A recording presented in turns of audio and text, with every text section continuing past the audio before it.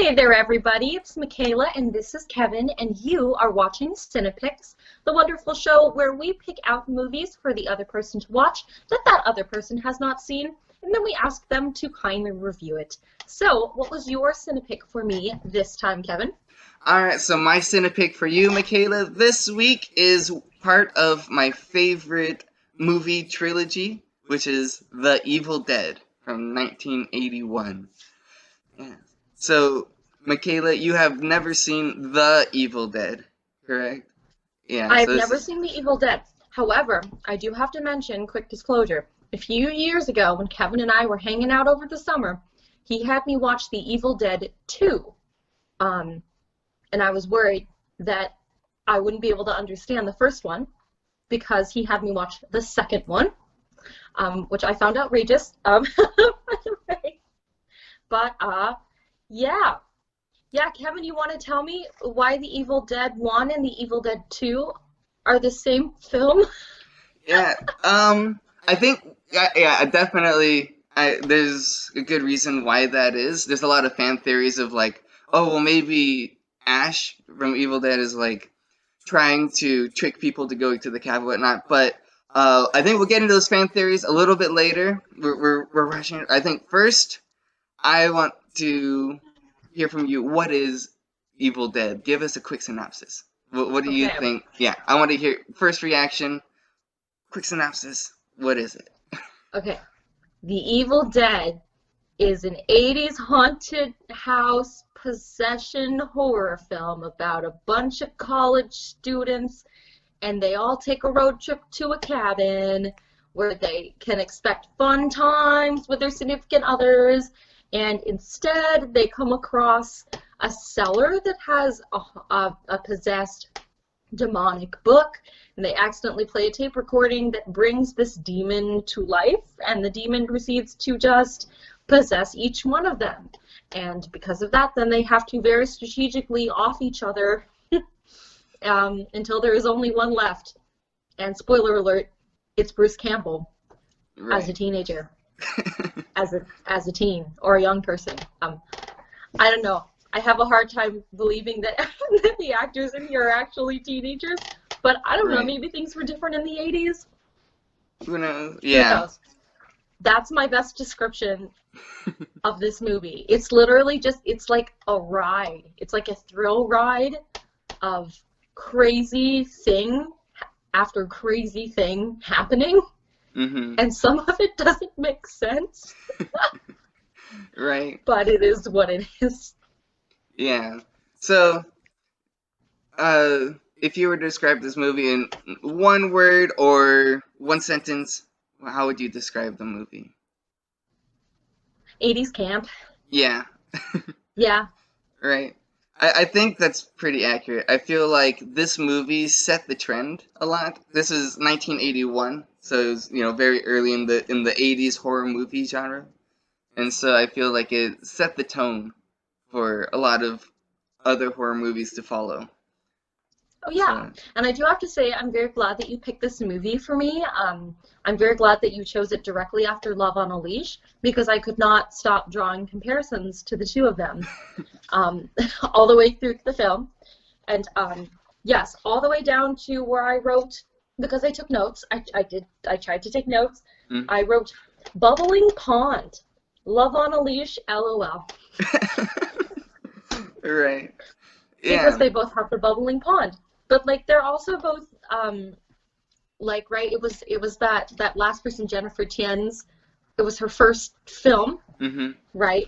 So like Yeah. we're both watching some films that have like this undeniable campy, low budget-y sort of feel.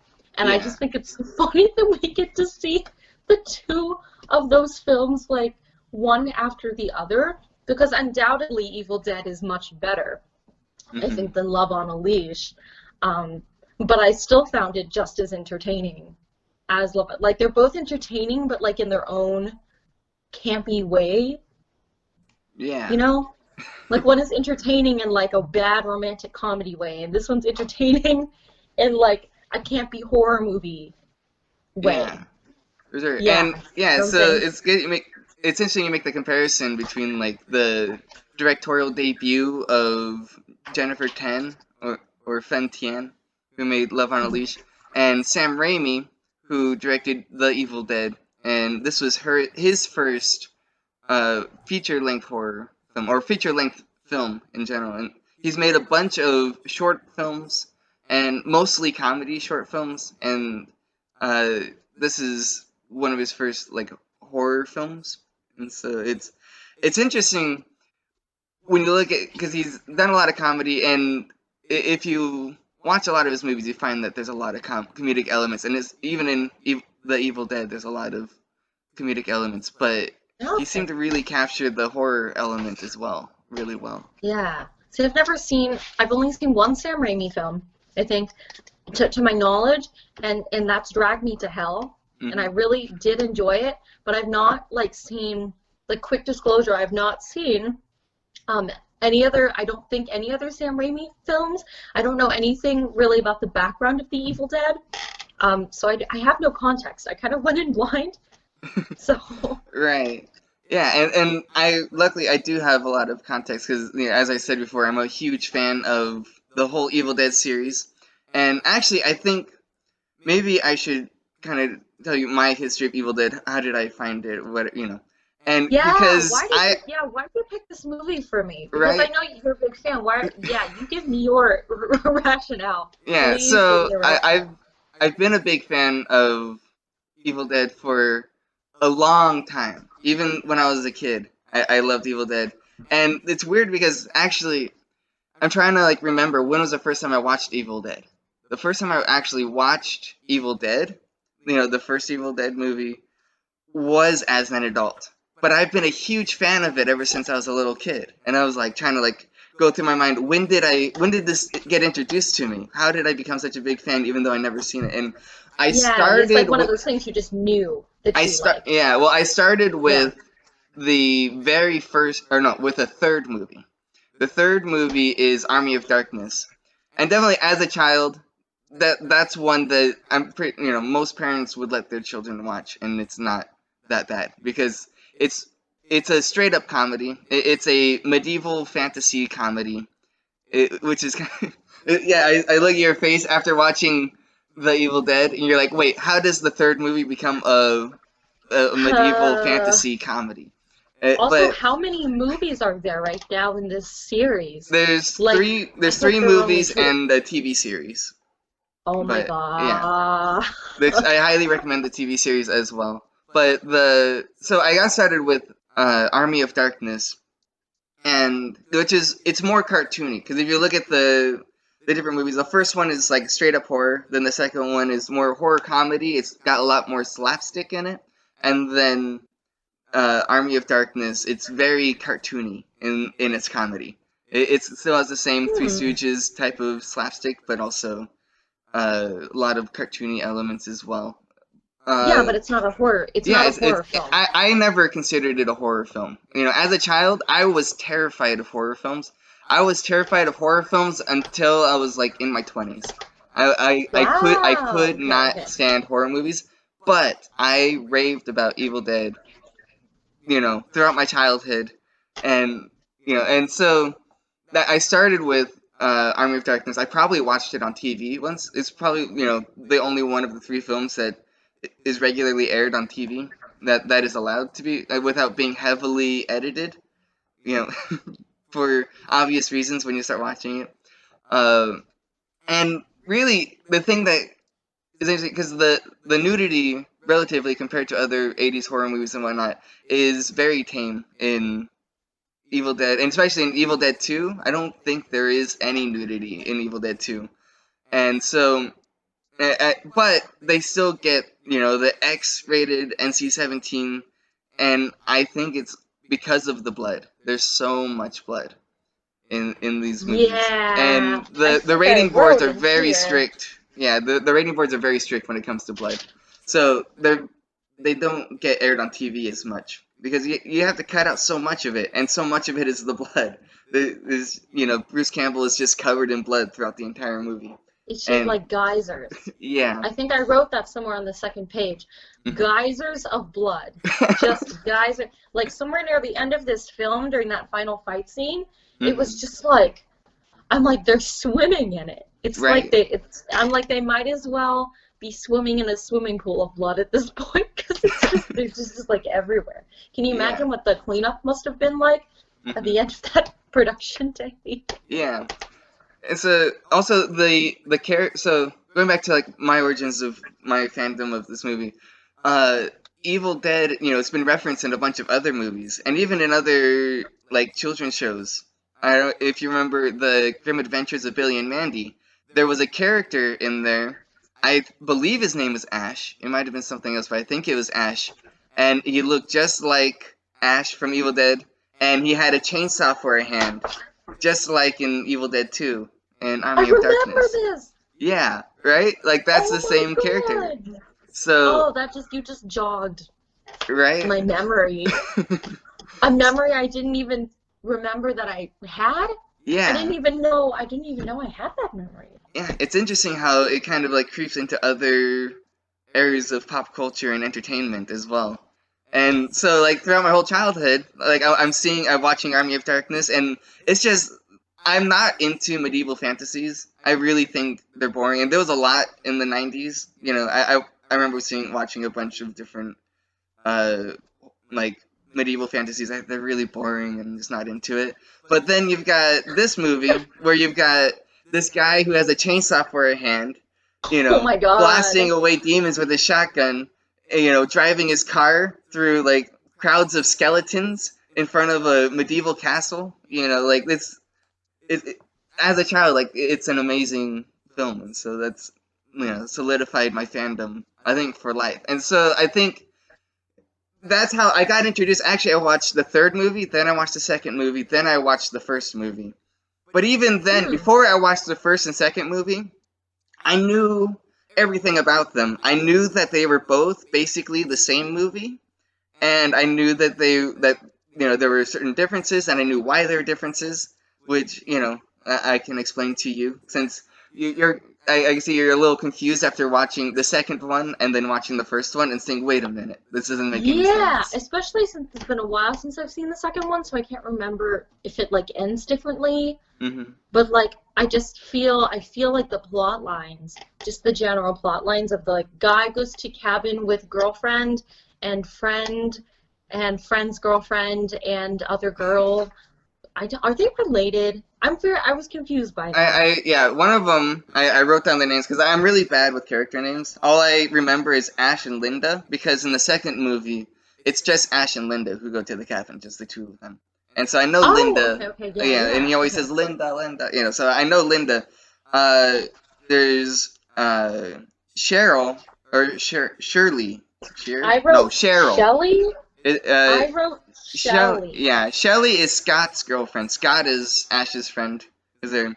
Yeah, Shelly is I was Scott's happy girlfriend, when and then Shelley died. yeah, and Cheryl I don't. is Ash's sister. And I don't think in the Okay. movie they established that it's Ash's sister.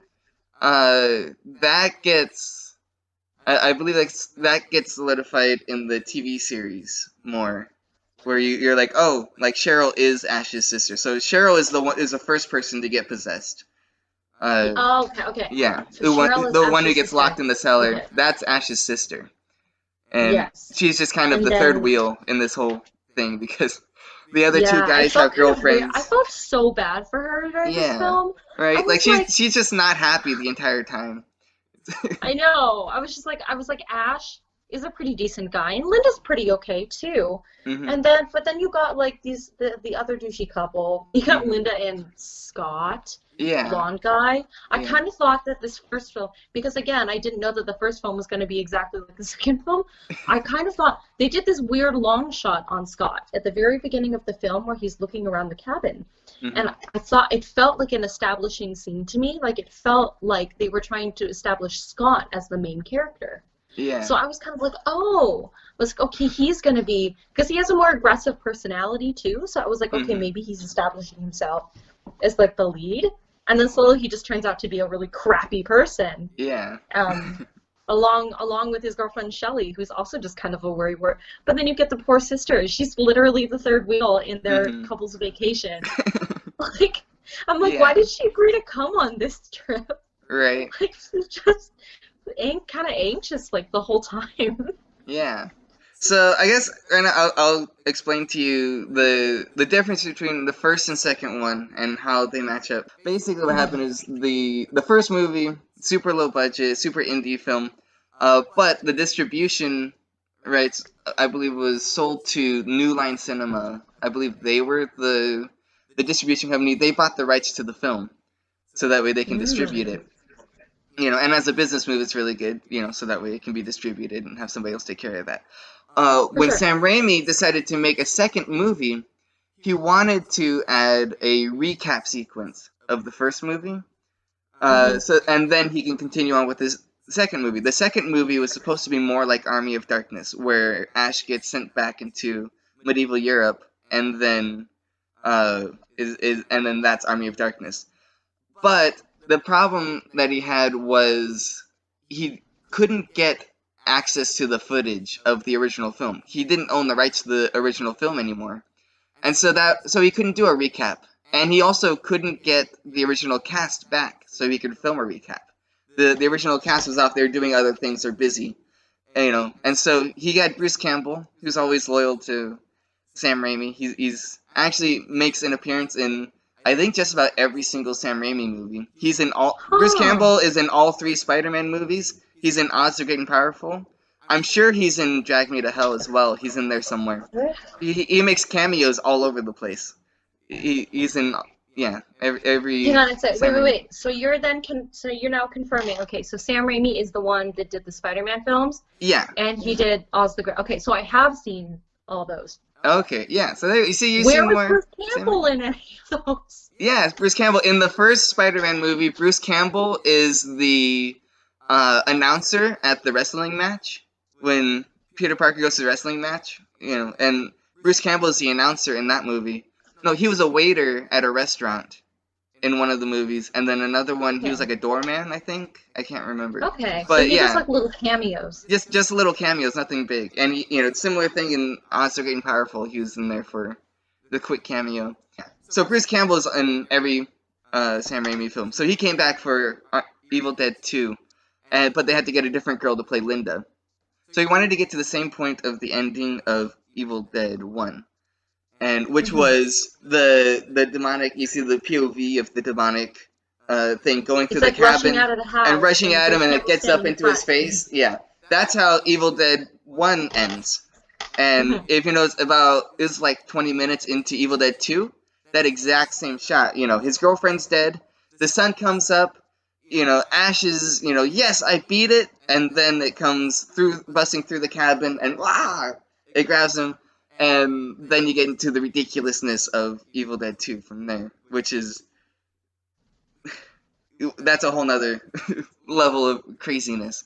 And if you remember at the end of Evil Dead 2, Ash gets tossed into a vortex, which throws him back in time to medieval Europe. I don't remember like any of this happening. Yeah, so I think What? yeah, I think Evil Dead 2 is probably definitely worth rewatching. It, Why didn't you show me the first one first and then two after? because I think Evil Dead 2 is more fun. Like as far as like a fun movie night goes, like I think Evil Dead 2 is a much more entertaining movie to watch with other people because it's a horror comedy and it's just so ridiculous. It's a really good popcorn flick, and so that's True. I think when I'm watching with other people, that's definitely more fun to watch with other people. So that's why I showed you Evil Dead 2 first. And also, like, because Mm, Evil Dead 1, you never know how people are really gonna react. true. I don't know if you'd be into all of, like, the gore, because there's less comedic relief in the first Evil Dead. In the second one, like, it's campy, and there's super gory, but also very funny at the same time, so I I feel I mean, like, I don't know though, because I would beg to differ. I thought this first one was hilarious, but yeah. I don't know if it was intentionally trying to be funny. or Yeah. I just found it hysterical. Right. Um, Well, it. just everything was just very everything was so over exaggerated. Like Right. the acting was super dramatic. So you've got like your drama in there, and Yeah. like Ash mourning the death of his girlfriend. Like he Mhm. can't he can't dismember her with the chainsaw, and he just sobs over her body. So you got like that wonderful moment. By the way, I think Bruce Campbell is the best actor in this movie. Just like Yeah. props to Bruce Campbell. Wow. Um, Yeah. but like you get He's the good. drama, you get the horror with the guts, Mhm. which again had a comedic element because in that final scene, man, it just the geysers of blood, Yeah. Kevin. I. Just again, I wrote it on the second page. I put there's something in here like yeah, the geysers of blood. Oh, I also wrote Ash just smacking the crap out of Linda Mhm. while she laughs hysterically. Yeah. Like just That's. like oh, just like it's just Yeah. so you get action in there as well. You get like an Mhm. action flick. If there's It's something in it's this it's a movie lot. for Yeah. everyone, I can And tell you that. yeah. Well, and as I said before, like Sam Raimi did a bunch of like comedic short films. That's his thing, is like comedy. And in some interviews that I've watched from him, he thinks of comedy and horror as kind of the same, or at least like scares. Like he thinks the reaction of like seeing something funny and laughing, and seeing something scary and jumping.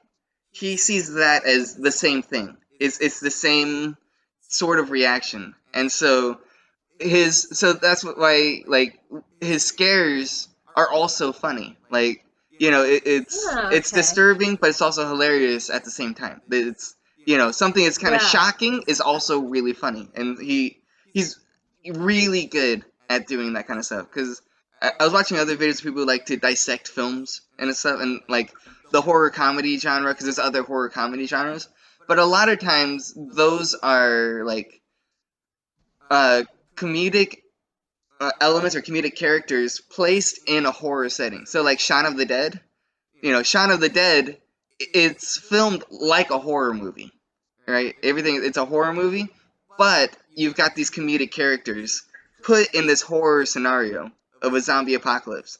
But they're Yeah. just comedic characters. You take them from a comedy movie, stick them into here, and it's kind of a plug and play. And so then that makes it funny while you see all this horror stuff going on. Where this, it even if you were to if you just read the screenplay, you would say this is a straight up horror film, right? But the way Sam Raimi films it, you can say, oh no, it's a comedy. But when you just read it, there's no jokes. You're like reading this thing, there's no jokes in this Yeah. at all. What's going It's like on? it's just straight. Yeah, Yeah, it's just the way he directs it and the way he changes it. yeah, it makes you Like there's laugh. just It's so funny. many hilarious things in here. Hmm. Like, I mean, I hate to change topic, but like, can we talk about the way the camera angles, which is another thing that made me immediately think, oh, this is low budget. It's Hmm. almost kind of documentary style of Yeah. a film in a way. I wrote down these camera angles. I hate it. LOL. Close-ups galore. You're right. I Yeah. wrote out LOL on my paper. No joke. Hmm. Because he'll have these zooms like of the kids like riding in the car, Yeah. and then it'll quick cut, like the sound will just cut out, and it'll Hmm. just be like quick cut to the shaky cam of the demon like on the floor Hmm. of the autumnal forest, Yeah. just like zooming around, and then quick cut, you're back in the car and everybody's singing horribly. Yeah. It's just like And that's definitely part of the low budgetness of it, because like you want to get videos of people inside a car driving down a dirt road, right? Like, well, the only way to do that with the low budget is to put the cameraman in the bumpy road, in the bumpy car. The car's going down a dirt road, it's bumpy, and see how the cameraman is in the car, but also since the cameraman is in the car, he's really close to the actors, so you're gonna get those close-ups, and it's gonna be oh shaky my because of god. that. But also the POV shots of the demon flying through everything. That is also part of his, low budget uh, compromises. So he couldn't afford to use a Steadicam. Steadicams is expensive, and plus you need to hire an experienced cameraman who's Hmm. experience in using a Steadicam because it's an art form basically, and he can't afford that. The crew that he hired for this, a lot of them were inexperienced crew, so he didn't have experienced camera crew or whatever. And so instead of the Steadicam, he invented what he's called a shaky cam, and he Oh called it some God. revolutionary camera technique. It really was a camera that was attached to a 2x4, a wood plank that two people would carry and run with, and he found that it gave it just the right amount of shake. Like with two people carrying this thing, it didn't shake as much as one person holding the camera and running to the woods. So it was steady enough to like get the gliding shot, but also it was shaky enough to make it a little How would they jarring. coordinate that? Would there just be one person on one end of the stick and another person at the other end of the stick? Just like, Yeah, well, it was a long. He says he has a couple different sizes. He said the longest one was 15 feet long. So you put the camera in the middle wow. of a 15-foot long piece of wood, and one person on one side and one person on the other side, and they both hold it and they just run with the piece of wood with the Oh camera in the my middle. God. And that's how he filmed those shots. Can you imagine how many times those people must have tripped accidentally Right? and then like Yeah. fallen over? Like, No, and because they have there's to lots coordinate their of steps. recorded incidents of injuries on set of people getting stabbed or injured in different ways. It's so Jeez. yeah, not fun. And I'm there out in the middle of nowhere, with an inexperienced crew. On the very first day of filming, they filmed some of the bridge shots, and on the way back to the cabin from the bridge, the crew got lost in the woods. They, this is kind of, that's on the first day of filming, so kind of the precursor of what's to come. While we're on the topic of blood, can I just Hmm. say, so there's like pros and there's cons about this movie. Hmm. There are many cons just in the fact, but now I have to revoke the cons because I feel like now they're intentional and they're Hmm. meant to be comedic. Yeah. Like, but of the pros, I have to say I was very, very super impressed with this movie's use of practical effects. Yeah. Like, normally when you think of like 80s horror movies, like I think of The Exorcist, Hmm. I think of William Friedkin and Blatty's The Exorcist, and Yeah. the fact that like when you look at pictures of Reagan, like you you don't really think it's really that scary, but Hmm. when you see it in the movie combined with the voice, combined with like the chilly air, Yeah. something I remember when I was watching that movie, that something like halfway through the exorcism scene, I actually started getting a little freaked out. Like I Mm. actually started getting scared, and it's Yeah. because of the atmosphericness of it, um, of course. But this movie actually was like I was kind of like marveling. I again put down the paper and I put Hmm. down the pen. I just started looking at it because the beginning you don't really see, I think, a lot of like the gore effects of the Hmm. faces because people aren't really possessed to that extent. Yeah. But like toward the end there, I'm like, oh my god, this makeup is really good. The makeup is really good. Yeah. Like Cheryl's face as she's like deteriorating down in that basement. Like Hmm. first she's very much her, but like by the end scene where she's down in the basement and she's like, "We're gonna get you," or Hmm. whatever. She's like, "You're gonna die," or whatever her phrase is. Right. Yeah. Um, like yeah, like something happened where she still looked human, and then all of a sudden it was like she had Yeah. just completely changed. And I don't know. I thought the effects were actually really, really good. It Hmm. completely changed the skin color on the person, Yeah. gave the person more wrinkles. There were like slashes across their face, but it Hmm. didn't look like some could say it's kind of corny and overdone, but I thought that it was just like just enough Yeah. to not be too silly.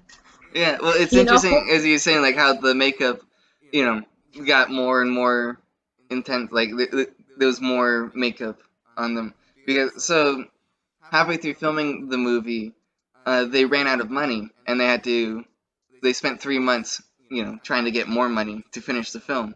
And by the time they got the money, the actors were unavailable. They were off doing other things, and so they had to film the rest of the movie with different actors.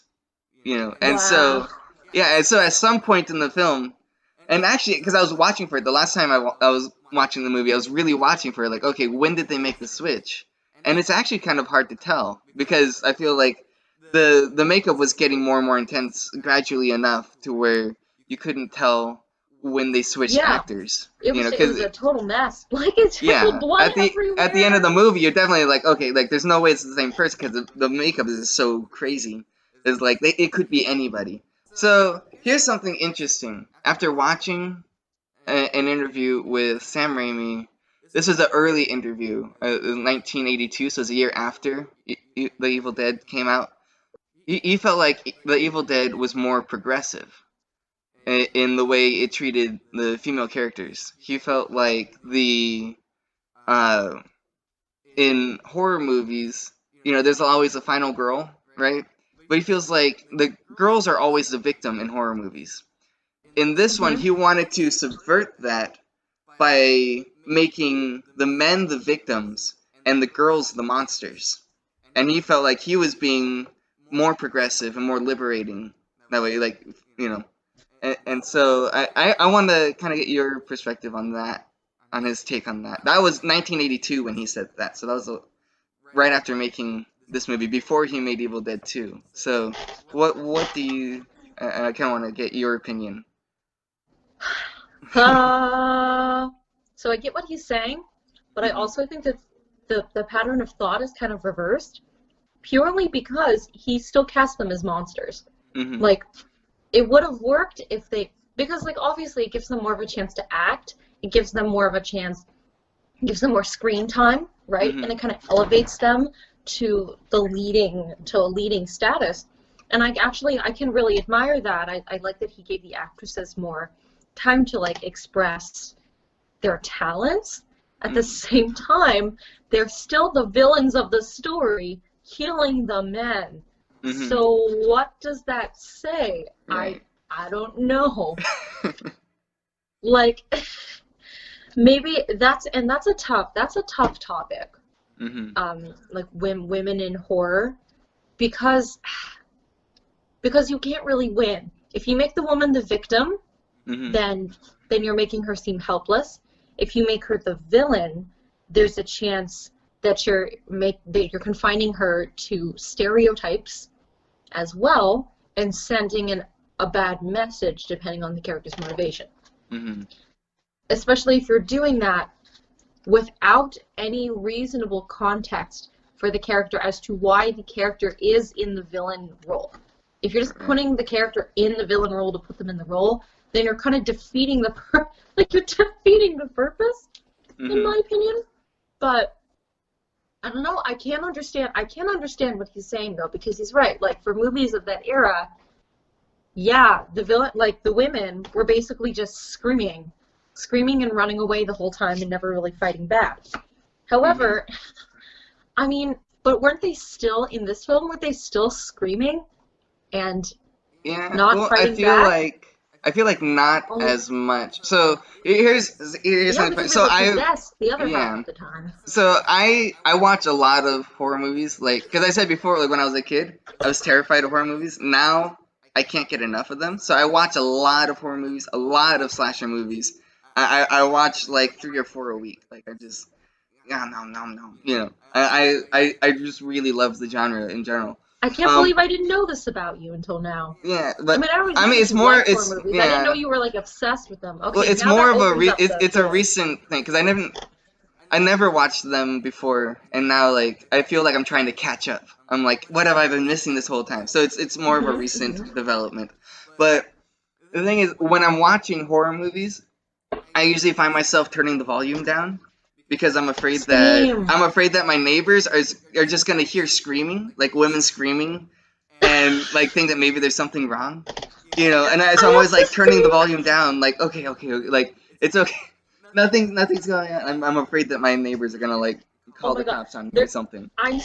the same thing happens to me because I Hmm. live in an apartment right now where there are people in very close quarters. I always wonder, I'm like, what do people think I'm watching in here? Yeah, Are they right. like, Or what do they think is happening in my apartment right now? Yeah. So, anyways, I find when I'm watching The Evil Dead, I don't do that as much. Like the screaming is not the same type of scream. You know, like it's the demonic screaming. Nobody's gonna confuse that with actual distress. I feel like I don't know, You but know, I don't feel the need to turn the volume down as much when I'm watching Evil Dead. can I start a comment there though? There Hmm. was a moment where I did turn the volume down, and that is during the final battle when Cheryl is just very slowly dying and Hmm. just doesn't. Does she get dismembered? Somebody. I think it's Cheryl that gets like all of her limbs dismembered because she won't die, or maybe it's No, Scott. You know yeah, what? I think it's Scott Shirley. killing Scott killed Shirley. Shirley is the one who got completely dismembered. Shirley, Shelley. I think it's that scene with Shelley. Hmm. It's somewhere near the end, and she just won't die. Like she dies and then she reanimates, and then she dies again, and then she reanimates, and then Hmm. there's this long scene where she's just standing, like shrieking as Yeah, her demon-possessed self, but like endlessly shrieking yeah. to the point where I was like, this is going on for a while, and I had to turn it down because I was like, it sounds like it it doesn't even sound like screaming anymore. Hmm. It's like a mishmash of weird sounds. Yeah. And I was like, I have to turn this down because it's like my neighbors are not gonna know what this is. They're gonna definitely think Hmm. that I'm watching some snuff film or something.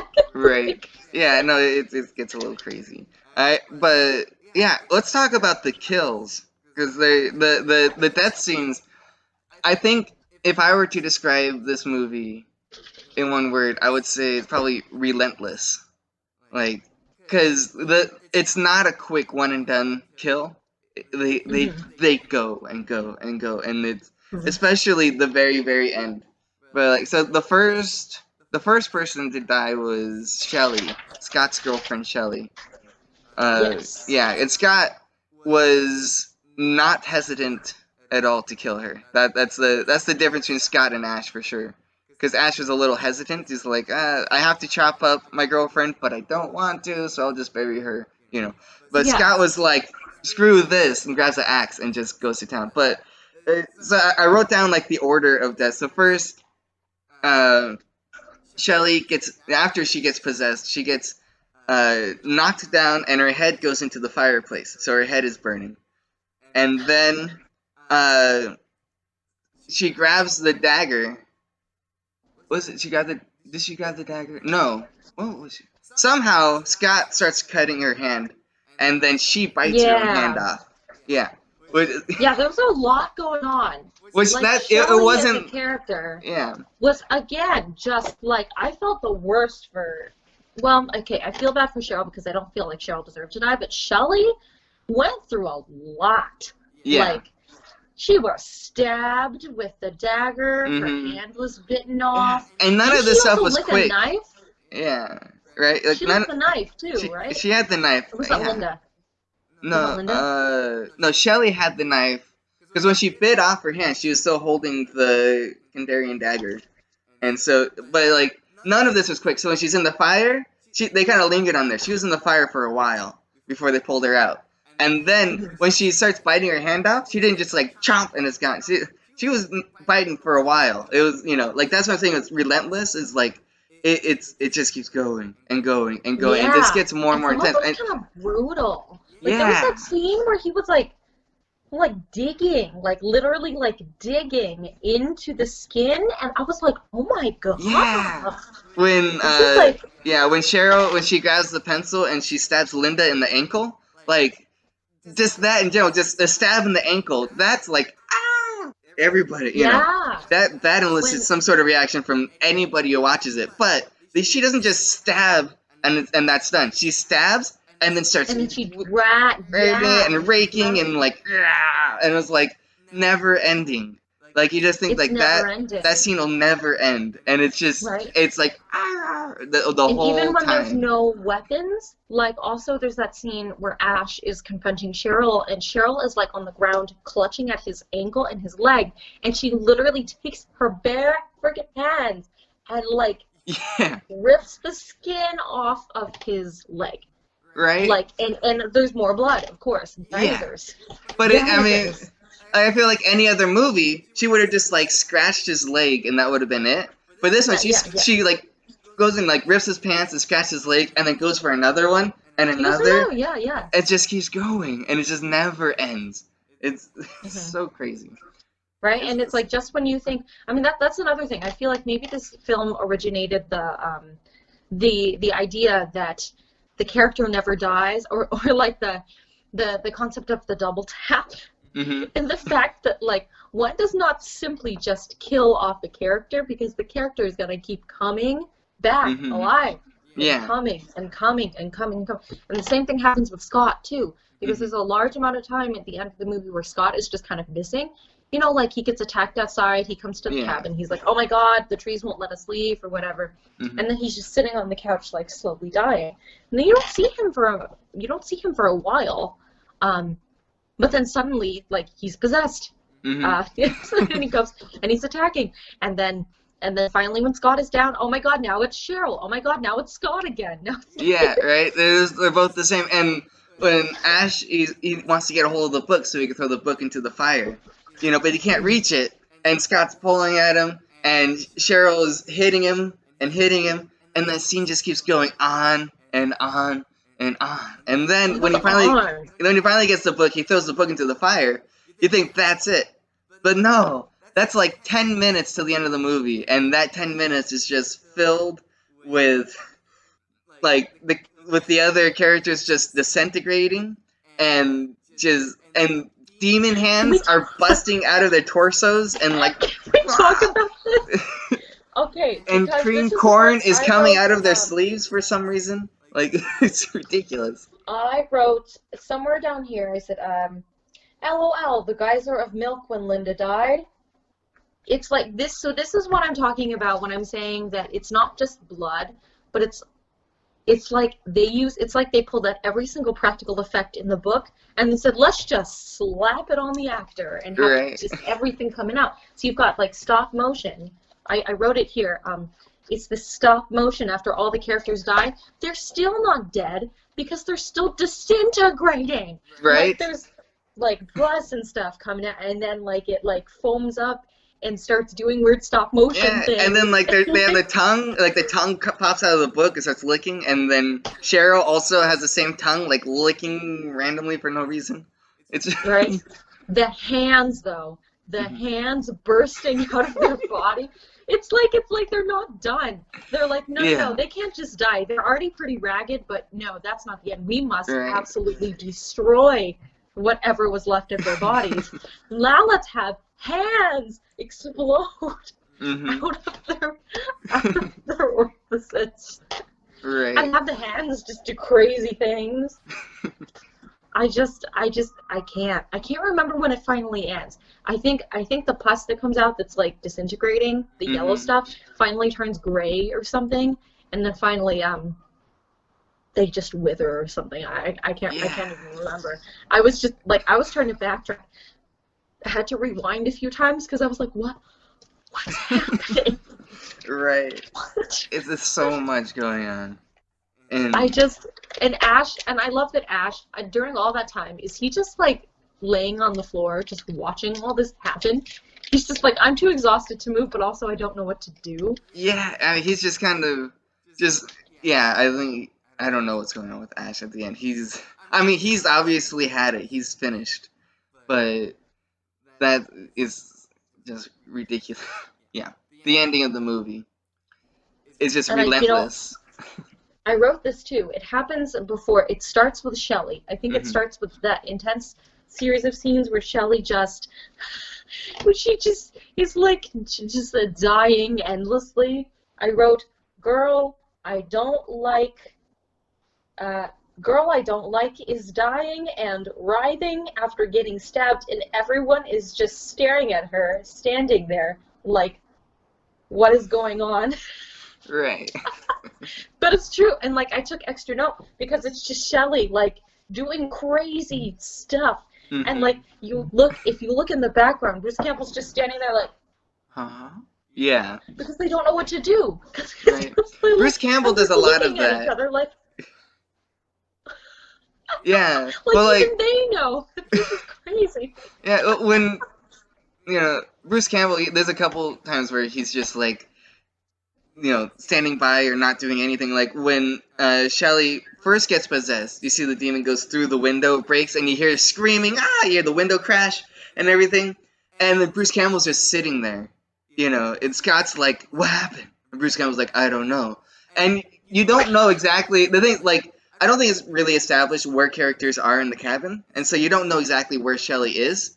But then you find out that Shelly is behind the door right next to Ash. So Ash is sitting on the couch, and the door right next to him leads to the room that Shelly was in when the demon came through the window, when the demon Okay. smashed the window. And so you would think Yeah. normally, if the person in the room next to you is screaming, your first reaction would be like, "Oh my gosh, let me." You don't even have to get off What's the happening? couch. I Just remember that. open the door and like, "What's going He on?" just casually is like, what's going No, on? he didn't even do that. He's just sitting on the couch. He's like, "Ugh." And Scott's like, "What happened?" And Ash is like, "I don't know." And Scott has to go through the Like, door. I was like, this "Ash, is what are you what I'm doing?"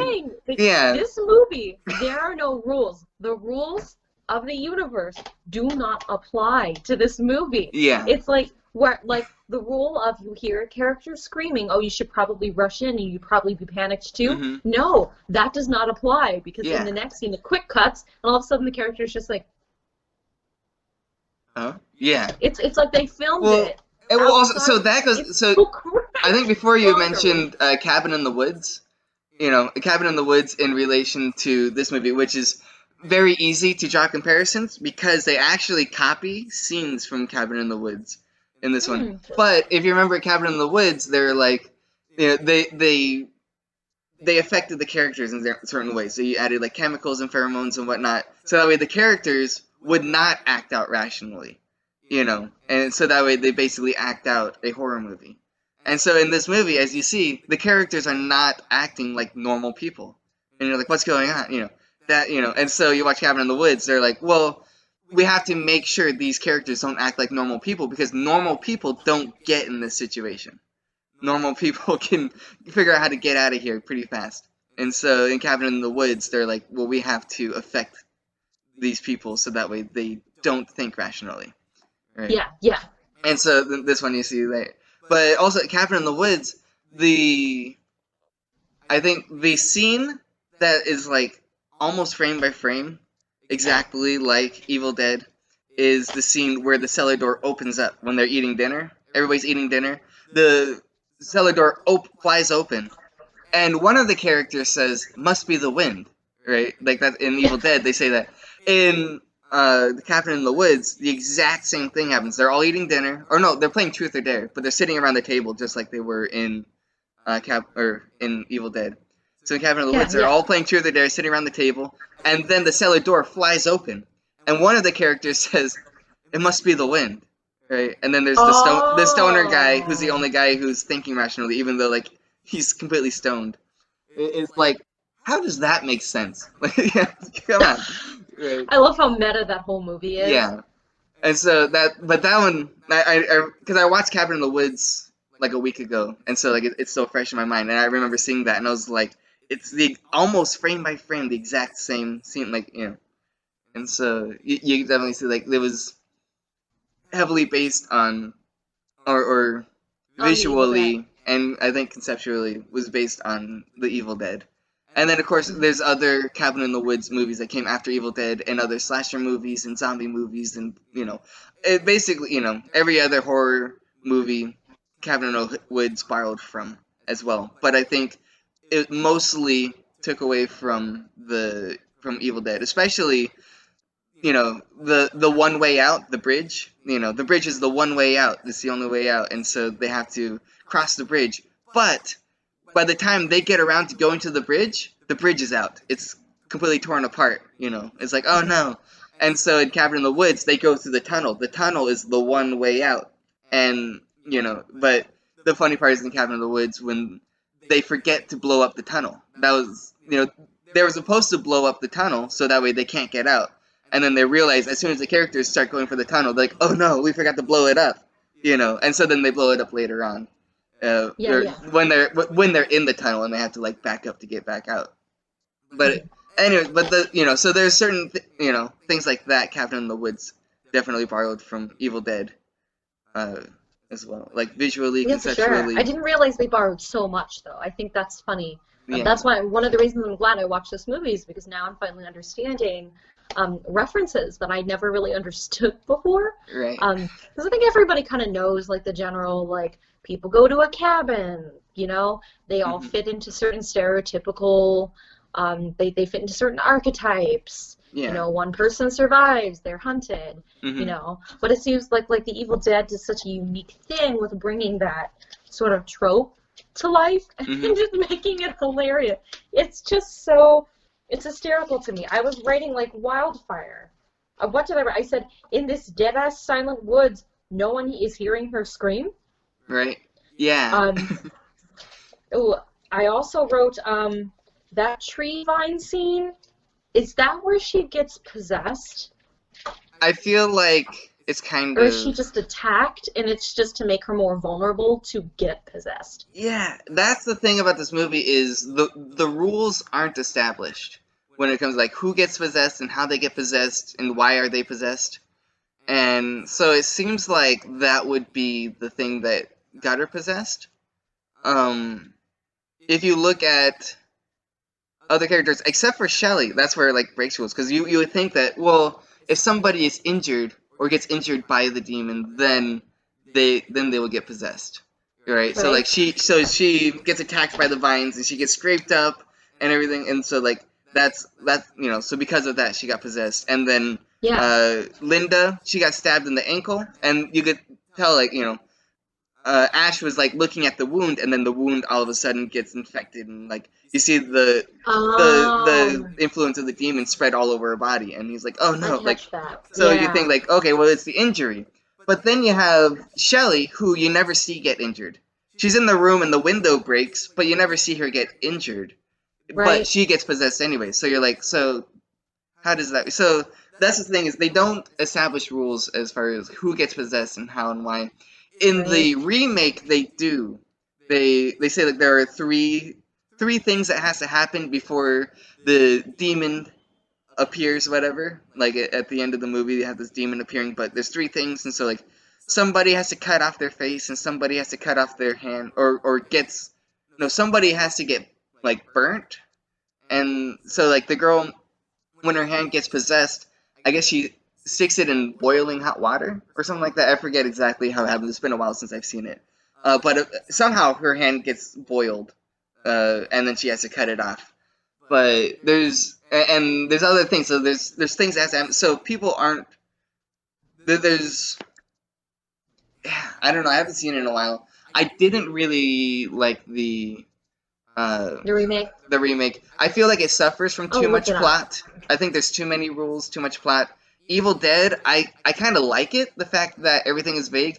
Things are Let's happening go sequel. regardless of like anything that's happening. All we know is that there's the book is causing it, and because they read something from the book, it brought back the demons. And The book has like complete control, yeah, basically, in and the terms of the second, rules of this. yeah, and so the second movie you see they get more into the book. So I think for the first movie, it's good just to have just a straight up horror movie. People are in a terrible situation and it's just miserable and it's terrible. And I think that's great for the first movie. And then the second movie, you can go more into the lore of this book. Like what is the And like book? what the How did it rules come about? are and Who the are the people universe who of found the it. book? Whose voice is on the voice recording? All that stuff, which they explain that in the second movie. They have the family members of the archaeologists who found the book come to the cabin, and so you get more context of like what happened. So that's in the second movie, and then the third movie you find more about the origins of the book because he actually goes back to medieval Europe when the book was created and everything. And so Oh, that's yeah, like he and goes so as back you go in through the time. series, you start getting Okay. more and more and more. But as far as the first movie goes, I don't think you need that information. That information is not important. Nobody cares. And in the remake of Evil Dead, they tried to explain too much. And I'm like, I don't care. I just want to see people get possessed and kill each other. Like that's We're here to see people just get slashed. yeah. It doesn't matter if Scott is closer to death than Linda at the Mhm. time he gets possessed. Um, Right? because Linda's just gonna start doing more things. I don't know. That's also Yeah. something I was very confused by. I was like, Scott's literally just been dying for like the past 20 minutes, and Hmm. yet it's Linda who's getting all the screen time Yeah. because she has more closer emotional ties to Bruce Campbell's character. But Yeah. I don't know. I was just that's just something that I wrote. Oh, can we also talk about can we talk about the music in here Yeah. too? Because I wrote down minimalistic music really works. Um, music with sounds and chanting. Like I like that it's not just a straight like cinematic score. I Hmm. like that they used like weird. It was weird. It's like they sampled different files of people chanting and like really odd noises. The same kind of noises that the demons make in a Yeah. way. Where with the demons, it's not just like growling and cursing and stuff like that. Like it's Hmm. actual like weird guttural sounds, stuff that my neighbors are going to find very strange coming out of my apartment complex. Yeah. Oh, I wrote down, reminds me of the movie The Nun. Have you seen that one? I have not seen The Nun. Oh, Yeah. So I haven't oh seen any of the. no. I actually, I'll admit, I've never seen any of the Conjuring movies. So I tell you, like, I'm a huge like horror fan now, but I have I have not gotten. I I want to start at the origins of the horror, or at least of like the current horror genre, and like which starts in like late '70s into the '80s. And so I've Hmm. been like really focusing on like '80s horror, and so I've been like Hmm. watching a ton of '80s horror, but I have not seen any recent horror. So I have not seen Ah. any of the Conjuring movies. I And mean, so I can say I like the Conjuring movies. The Nun, though, I thought it was scary, mhm, but that's because I find nuns and religion in general scary. mhm. So it played on my fears. Mhm. I thought it was scary. Nobody else in the universe did. So, I mean, but like, okay, we can talk about that for another time. But in the Mhm. movie The Nun, the main basis of that soundtrack is just like really deep basses, just going la la Yeah. la la, and it's supposed to be really scary because it like the bass like fills your ears and whatever. Mhm. And but the Evil Dead had that same sort of thing happening in there with the evil chanting. And I was just like, it's the Ah. nun! But then I was like, wait, the Evil Dead came first. Oh no. Yeah. So So now every time I yeah. watch the nun, I'm gonna be like, it's the Evil Dead. Mhm. Right. And I think that when it comes to the soundtrack and sound effects and the editing and everything, I think it's a big difference from Love on a Leash and this one because I think you can do a lot of comparisons because it is the first feature length film and everything. Uh, because so Sam Raimi was very serious about this movie. He didn't just want to make a feature length film; he wanted to make a theatrical feature length film. You know, and I'm sure that Fentien, when she made Love on a Leash, was thinking the same thing, but she didn't. Her budget was much lower. After watching other interviews since then, finding out how low her budget really was, and how she Mm. was paying her actors in cantaloupes. You know, Yes.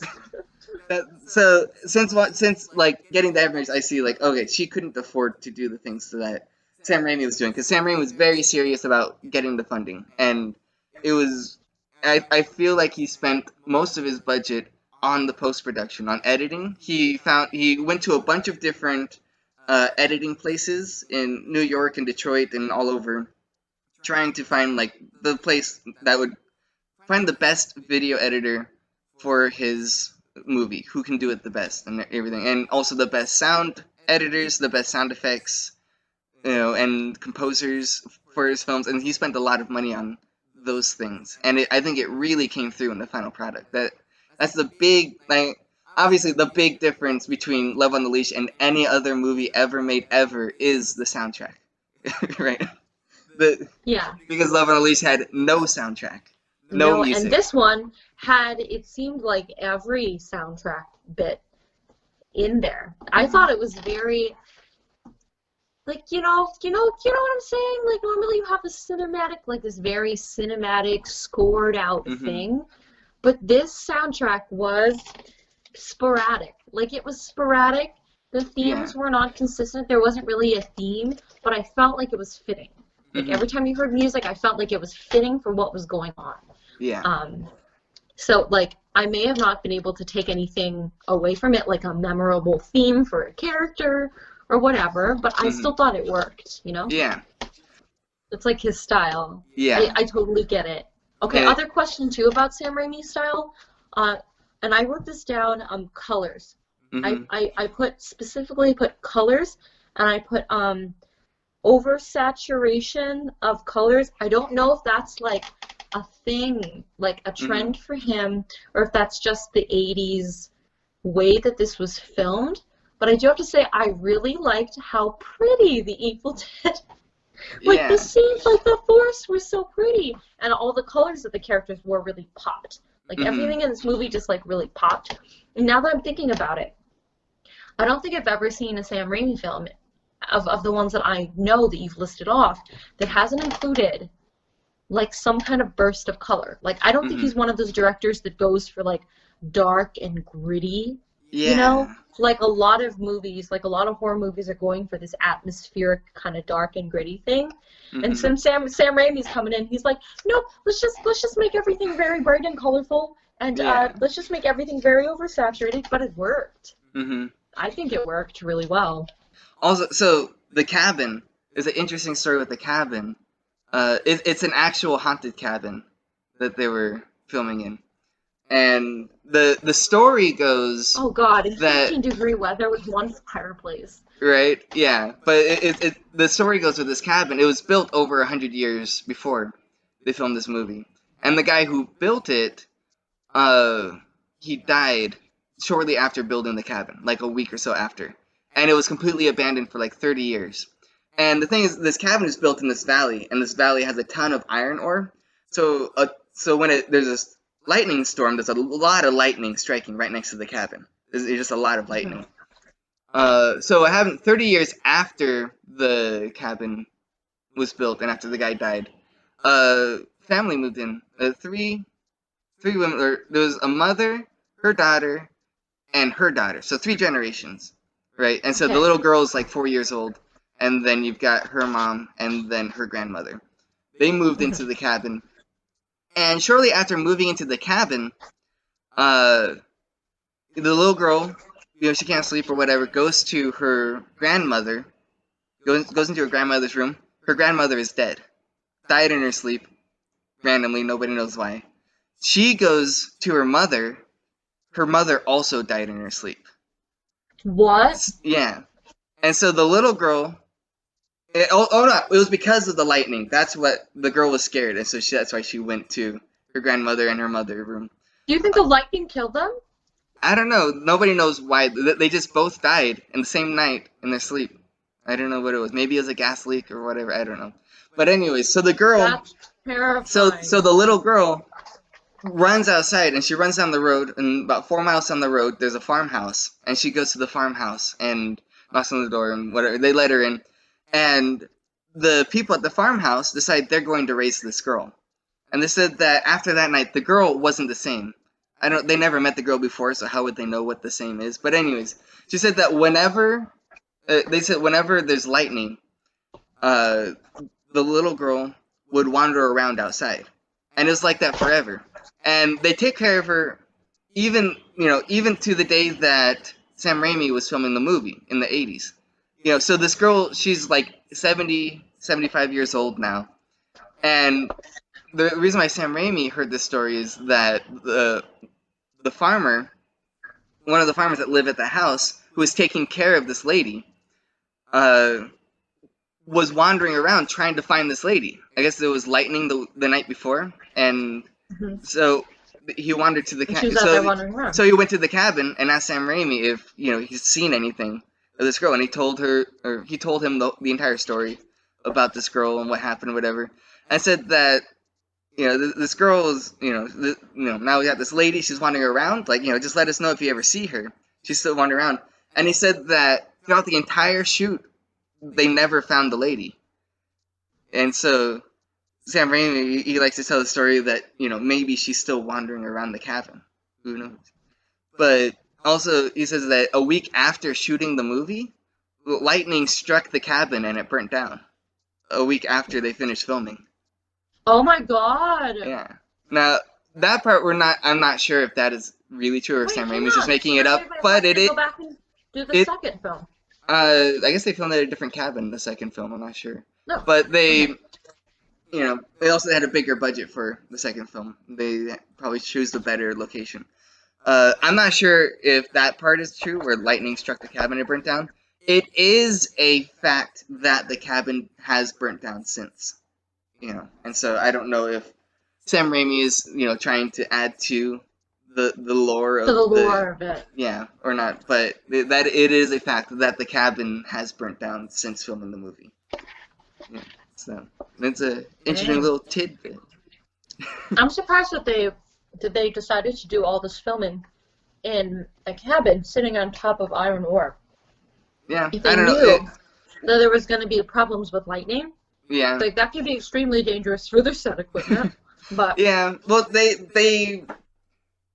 it came down to beggars can't be choosers. They could not find a cabin. Well, because so Sam Raimi and Bruce Campbell and most of the crew and all the crew and the cast are all from Detroit. They're all from Michigan. But they could not find a cabin in Michigan. They looked everywhere. They could not find a cabin that they could shoot at.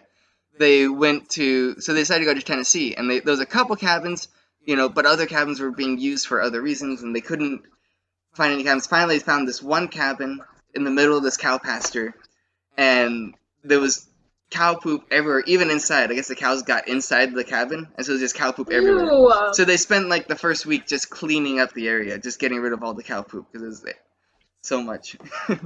So it's definitely not their first pick, but it was basically the only place that they could film. So Well, I mean, I'd say it turned out pretty successful. So cleaning up cleaning up the cow poop was definitely worth it. Right. We're at that point where we should start wrapping this up. So Michaela, let's rate this thing on a scale of 1 to 10, just in general. What would you rate it? Once again, like my rating with Love on a Leash, it's incredibly difficult to rate this one, especially since it's a hybrid. It's a subjectively hybrid genre movie. Mm-hmm. It would be easier if we were just trying to pass it up as a straight horror, but now knowing the background that I do about it, it's harder for me. Because like Love on a Leash, I'd say it is like 9 out of 10 entertaining. Mm-hmm. 9 out of 10 entertaining. In terms of is it a good movie? Definitely better than Love on a Leash, definitely competently made and smartly thought out. But there's also so many things in it that don't make sense. There's so many things that don't make sense. Yeah. I'm going to give this one a 7 out of 10, I think. All right. As a I general think that's fair. score. That's good. Mm-hmm. Yeah. I think How about you, Kevin? I might be biased because I just love it so much. I love the campiness of it, and I feel like that makes it better because I feel like the remake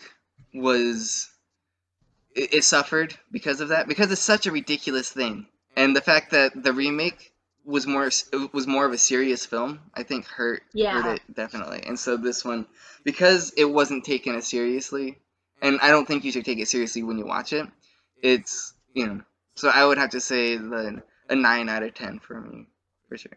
Yeah. Okay. All right, Michaela, I think it's time to hear what your next pick will be. So what is your next Cine-Pick?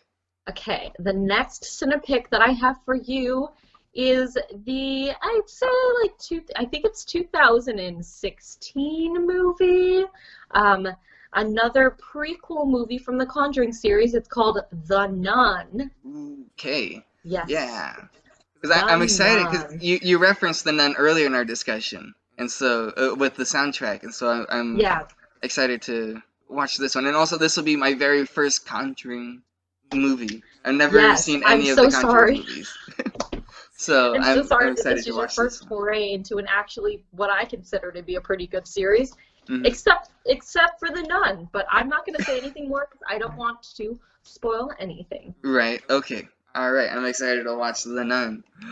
All right. And I think that wraps up our discussion for today. Thank you, Michaela, for entertaining me by watching The Evil Dead. I'm Thank happy that I you. finally got to go into an in-depth conversation about this with somebody else. So, I learned so much. So yeah. this is good. I almost kind of want to go and watch it again now, Right. like knowing the things that I know. Definitely, I recommend watching it again. I think it's got definite repeat value to it.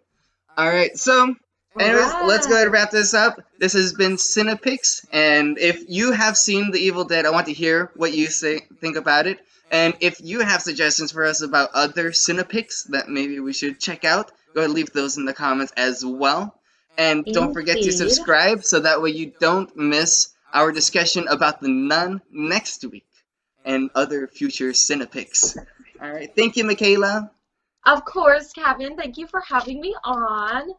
Bye. Yay, bye.